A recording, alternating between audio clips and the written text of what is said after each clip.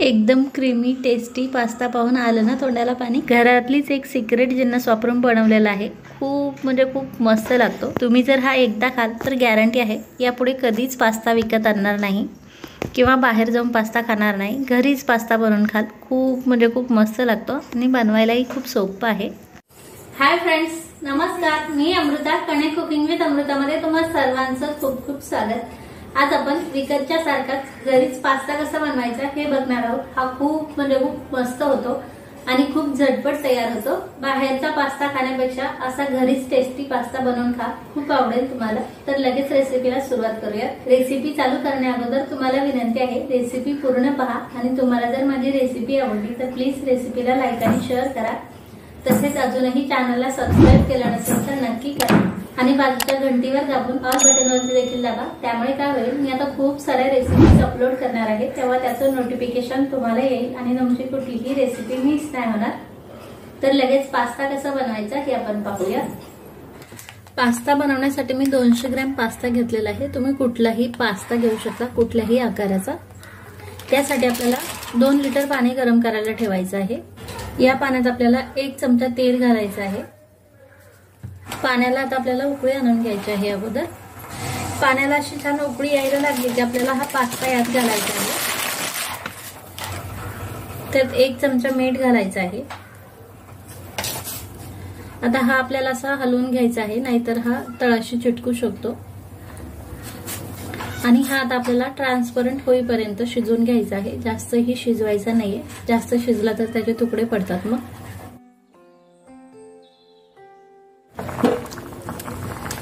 Pasta असा छान transparent झाला की हा आपल्याला आता चाळणीत ओतून घ्यायचा आहे आणि आता यावरती थंड पाणी टाकायचं आहे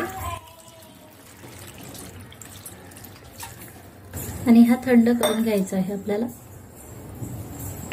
जो छान सुट्टा सुट्टा आणि बिलकुल तुटलेला नाहीये, तुम्ही पाहू शकाल। अशाच प्रकारे पास्ता आपल्याला शिजवून घ्यायचा आहे। जास्त ओव्हर कुक केला की मग हे पास्ता तुटतो।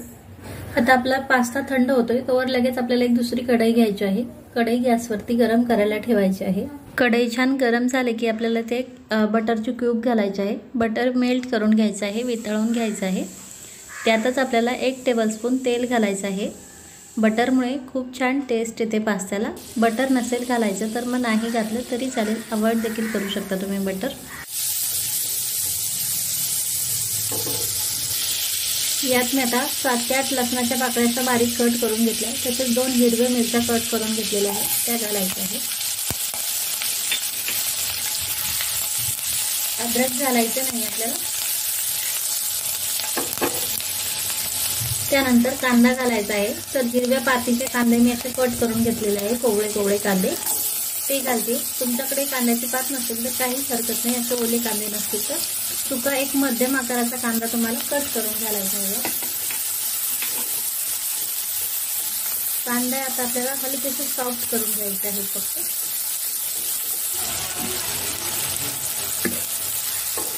कांदा असा हलकासा सॉफ्ट झाला की आपल्याला बाकीच्या भाज्या घालायच्या आहे। तुम्ही तुमच्या आवडीनुसार भाज्या घालू शकता।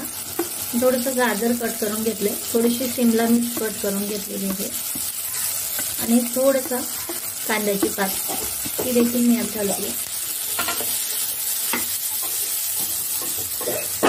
यातच आपल्याला टोमॅटो कट करून घालायचे आहे। 2 मध्यम आकाराचे टोमॅटो मी कट करून घेतले आणि ते यात घालते। हे व्यवस्थित मिक्स करून घेऊया। ह्या भाज्या आपल्याला अर्धा मिनिट फक्त तेलात छान परतवून घ्यायच्या आहे।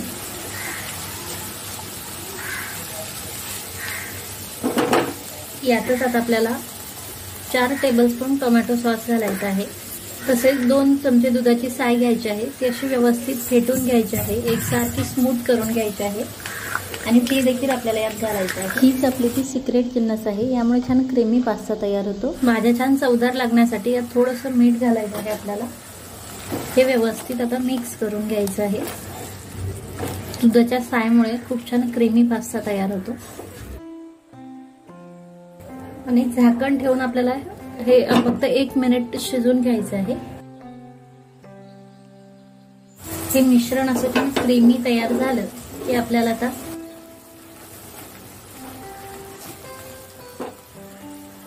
यात पास्ता घालायचा आहे। यात अगदी 1/4 चमचा लाल तिखट घालायचं आहे। तुमच्याकडे जर चिली फ्लेक्स असेल तर तुम्ही लाल तिखट ऐवजी चिली फ्लेक्स घाला। माझ्याकडे नव्हतं त्यामुळे मी लाल तिखट घातलेलं आहे। तसेच एक छोटा चमचा ऑर्गॅनो घालायचा आहे आपल्याला। तुमच्याकडे ऑर्गॅनो नसेल तर तुम्हाला काळी मिरी कुटून घालायची आहे यात थोडीशी। त्यानंतर 1 चमचा पास्ता मसाला घालायचा आहे। यामुळे खूप छान टेस्ट येते पास्त्याला। कोथिंबीर घालायची आहे आपल्याला।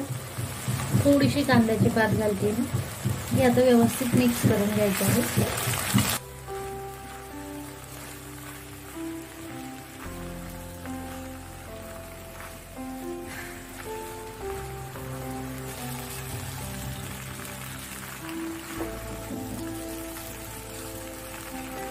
असं छान व्यवस्थित मिक्स करून घ्यायचं आहे आणि अर्धा ते 1 मिनिट फक्त आपल्याला हा छान परतवून घ्यायचा आहे, जेणेकरून सर्व मसाल्याला व्यवस्थित लागेल।